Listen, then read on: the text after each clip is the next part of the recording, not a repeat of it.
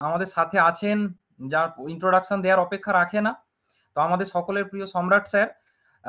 তো তোমাদের ক্লাস 12, যারা থাম্বনেল দেখেই বুঝতে পেরেছো, ক্লাস 12 থার্ড সেমিস্টার, তোমাদের পরীক্ষা তো দরজায় কড়া নাড়ছে বলতে গেলে। তো বাংলা বিষয়টা নিয়ে অনেকেই চিন্তা করছো। তো স্যারকে পেয়ে গেছি, স্যারকে প্রথমেই স্বাগত জানাচ্ছি।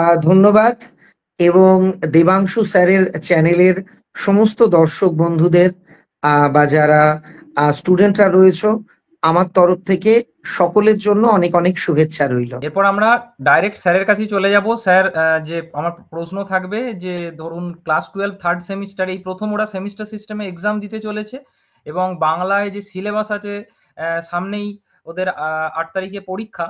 তো স্যার, এই কদিনে ওরা কোন জায়গাগুলো ভালো করে দেখে যাবে, বা কোন জায়গাটায় সতর্কতা বেশ, অবলম্বন আমি করবে, ওএমআর পরীক্ষা, এই একদম সব একদম বিষয়ে আপনি একদম সতর্কতা বলতে, বাজার চলতি যে প্রশ্নের বই যেখানে শুধু প্রশ্ন আছে, এগুলোতে ওরা যেন বেশি নজর না দেয়, এটা হচ্ছে আমার প্রথম পরামর্শ।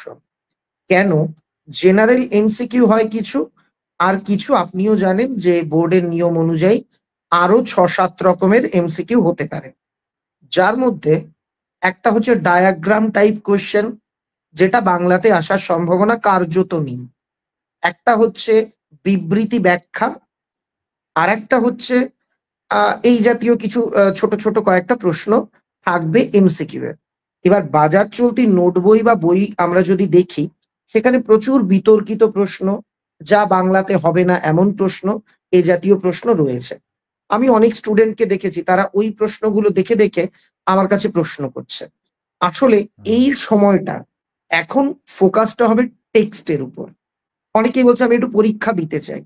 পরীক্ষা নিশ্চয়ই একটা দুটো দেওয়া যেতে পারে, তবে বড় প্রশ্নের ক্ষেত্রে পরীক্ষা দিয়ে আমরা যে বেনিফিট গুলো পাই, যে কোথায় কোথায় ভুল সেটা সংশোধন করে নিতে পারছি, কেন 5-এ 4 পেলাম, আর একটু কি হলে ভালো হতো এটা বুঝতে পারছি, এমসিকিউ এর ক্ষেত্রে সেটার খুব একটা অবকাশ নেই। তাই পরীক্ষা চলতে পারে, তাতে অসুবিধে নেই, কিন্তু শুধু পরীক্ষা দিয়ে বা শুধু কোনো প্রশ্নের বই সলভ করে আমি সব কমন পাবো, এটা ভাবাটা কিন্তু খুবই বিপজ্জনক। আমি যেটা বলছিলাম, বিবৃতি ব্যাখ্যাধর্মী প্রশ্ন, সত্য মিথ্যে ধর্মী প্রশ্ন, স্তম্ভ মেলানোর প্রশ্ন, এই জাতীয় যে প্রশ্নগুলো রয়েছে, সেখানে স্টুডেন্টদের একটু সমস্যা হচ্ছে। যেমন এ আর উভয় সঠিক অমুক এর কারণ, এ আর উভয় সঠিক অমুক এর কারণ নয়, এই জাতীয় প্রশ্নগুলো, বা বক্তার এই বক্তব্যের মধ্যে দিয়ে তার কোন মানসিকতা ফুটে উঠেছে, এগুলো যদি তুমি খুঁটিয়ে টেক্সট না পড়ো, টেক্সটটাকে আত্মস্থ না করো, তাহলে বুঝতে পারবে না। এইবার এখানে আমি স্পেশাল কিছু টিপস বলে দিই। নাম্বার 1, তোমাদের প্রথম গল্প রয়েছে আদরিনী। এই একটা গল্প যদি কেউ ভালো করে পড়ে যাও, তোমরা দেখবে এখান থেকে প্রচুর প্রশ্ন আসবে। কার্যত 5 নাম্বারটা তোমরা এই গল্পটা পড়েই উঠিয়ে নিতে পারবে।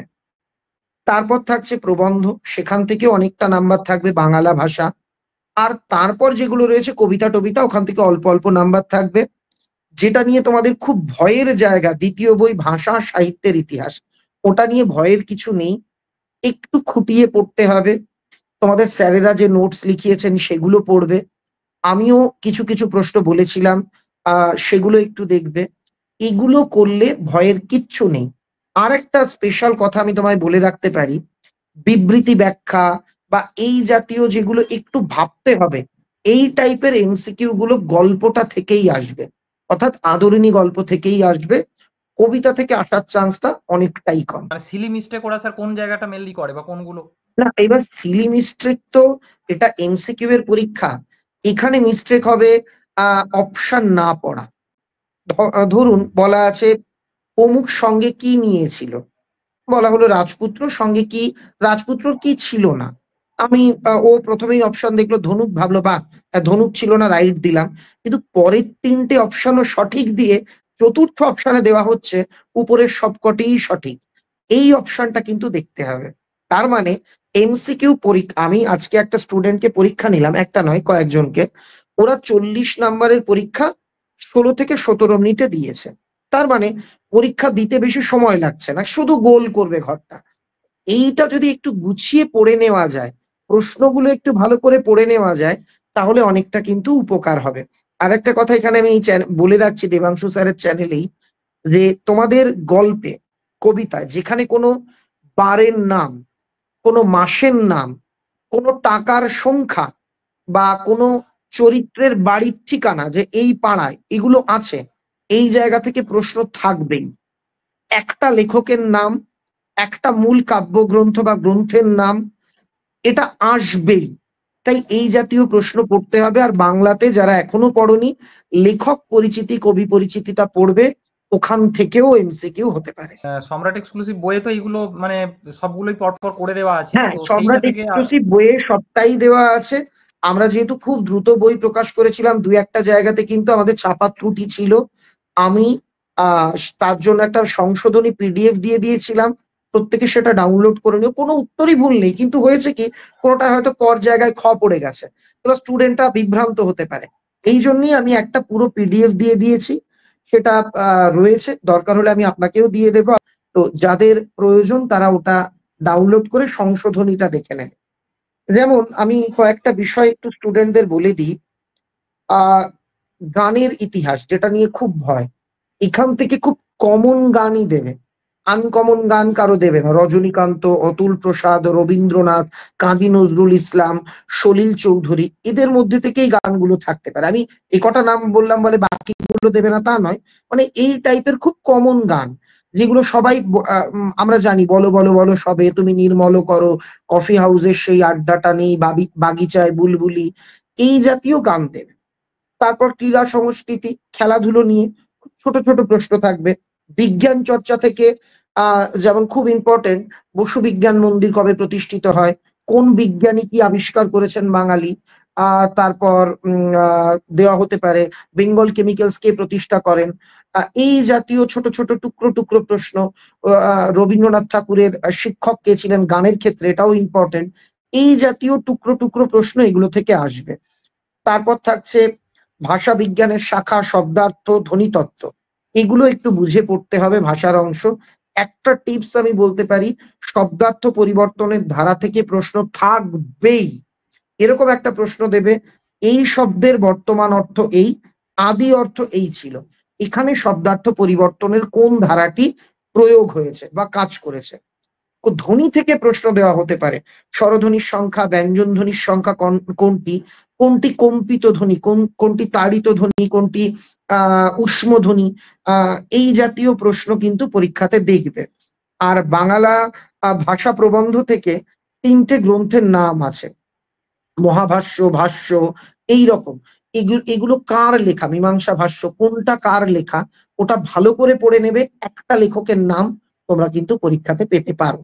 আমি আপনাকেও দিয়ে দেব, আচ্ছা। আপনিও ভিডিওতে দিয়ে দেবেন, যাতে অনেক স্টুডেন্ট আছে যারা আপনার চ্যানেল নিয়মিত দেখে, তারা হয়তো সম্রাট এক্সক্লুসিভ চ্যানেলটা জানে না বা যে কোনো কারণে মিস করে গেছে ভিডিও, তারা এই ভিডিওটা দেখে তারাও পিডিএফটা ডাউনলোড করে নিতে পারে। শেষ মুহূর্তে প্রিপারেশন নিয়ে ওদের দু এক কথা বলুন। টেক্সট বই পড়তেই হবে। আমি কিন্তু আমার সম্রাট এক্সক্লুসিভ পড়ো এটাও আজকের ডেটে বলছি না, প্রশ্নের বই পড়ো, টেস্ট পেপার পড়ো এটাও বলছি না। আগে টেক্সট বই বারবার পড়ো। কবিতাগুলো ছোট্ট ছোট্ট এইটুকু এইটুকু 8-10 লাইন 14 লাইনের কবিতা, ওগুলো বারবার বারবার বারবার পড়ে মুখস্থ করে ফেলো, যাতে যা প্রশ্নই আসুক তুমি পারবে। এমসিকিউ এর ঘর গোল করার আগে 50 বার ভেবে নেবে, কারণ পরে মনে পড়ে গেলেও কিন্তু আর সেই আগের মতো নেই। আগের এমসিকিউ আমরা ভুলে গেলে কেটে পরে দাগ নাম্বার দিয়ে লিখে দিতাম। একবার ওএমআর ফিল আপ হয়ে গেলে কিচ্ছু কিন্তু করার থাকবে না। তাই যে আর অনেক সময় 40টা ওএমআর ফিল আপ করতে, শুধু ভরাট করতে প্রত্যেকটাতে আমি ধরে নিলাম 20 সেকেন্ড করে সময় লাগলো। বেশি সময় লাগার কথা নয়, 30 সেকেন্ড লাগলো, বেশি সময় লাগবে না। বাকি সময়টা ভাবার জন্য, ভালো করে বিচার বিশ্লেষণ করার জন্য কাজে লাগাও। এটুকুই বলার ছিল স্যার। আপনাকে অসংখ্য ধন্যবাদ।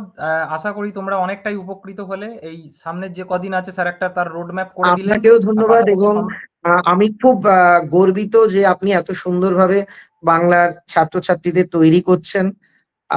তো আজকে আমরা সব দিক থেকে এগোচ্ছি, হয়তো আপনার চ্যানেলের অনেক ছাত্রছাত্রীদের আমরা আগামীতে ডাক্তারিতে বা অন্যান্য ক্ষেত্রে প্রতিষ্ঠিত হতে দেখতে পারবো। আপনার জন্য আমার অনেক অনেক শুভকামনা রইল। আপনার পরিশ্রম, আপনার পড়ানো, আপনার ছাত্রদের জন্য সর্বোপরি যে ভাবনা, আপনার লেখা, আপনার ভিডিও, এগুলো আমাকে খুব অনুপ্রাণিত করে। আমার খুব ভালো লাগে।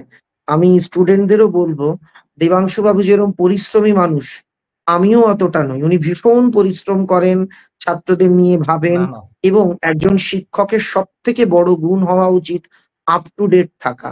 নিজের শিক্ষাতে আমিই সব জানি এই জায়গাতে সীমাবদ্ধ না থাকা। দেবাংশুবাবু একদম। প্রতিনিয়ত আমি দেখেছি তথ্য কালেক্ট করেন, ইনফরমেশন কালেক্ট করেন। এটা একজন শিক্ষককে না শিখরে নিয়ে যায়। স্টুডেন্টদের কাছে জনপ্রিয়তা মানুষ এমনি, এমনি পায় না। জ্ঞানে, গুণে, বিদ্যাতে, প্রথাগত শিক্ষাতে অনেকের থেকে এগিয়ে থাকতে পারেন। কিন্তু যারা ছাত্র দরদি তারা কিন্তু সবদিন নিজেদের গড়ে পিটে তৈরি করেন। তো দেবাংশুবাবু সেইরকম একজন মানুষ। আমি আজকে এই চ্যানেলে এসে কিছু বলতে পারলাম এটা আমার গর্বের বিষয়। আর যারা স্টুডেন্ট তাদের না, ভয়ের না। কিছু নেই। পরীক্ষা ভালো হবে। সবাই খুব আনন্দের সঙ্গে পরীক্ষা দাও। ১ টা ২ টো এমসিকিউ আটকাতে পারে। আমারও আটকায়। তাতে ভয়ের কিছু নেই। যেটাতে আটকাবে সেই দাগটা ফাঁকা রেখে পরেরটায় চলে যাবে। এই জায়গাতে মনে রাখবে ঘর যখন ছাড়বে কোন দাগ নাম্বারে কোন ঘর এটা কিন্তু তোমরা যখন একসঙ্গে একটা ওয়েমার দেখবে গুলিয়ে ফেলতেই পারো। যে ৫ দাগেরটা ৬ দাগে দাগানো হয়ে যায়। আমারও এটা হয়েছিল। একবার আমি একটি পরীক্ষা দিতে গিয়ে আমি জানতাম উত্তরটা। ঠিক তার আগের ঘরে আমি দাগিয়ে ফেলেছিলাম। এই জায়গাগুলো কিন্তু হয় ভয়ের জন্য। এই ভয়টাকে জয় করবে, জীবনে সাফল্য আসবে।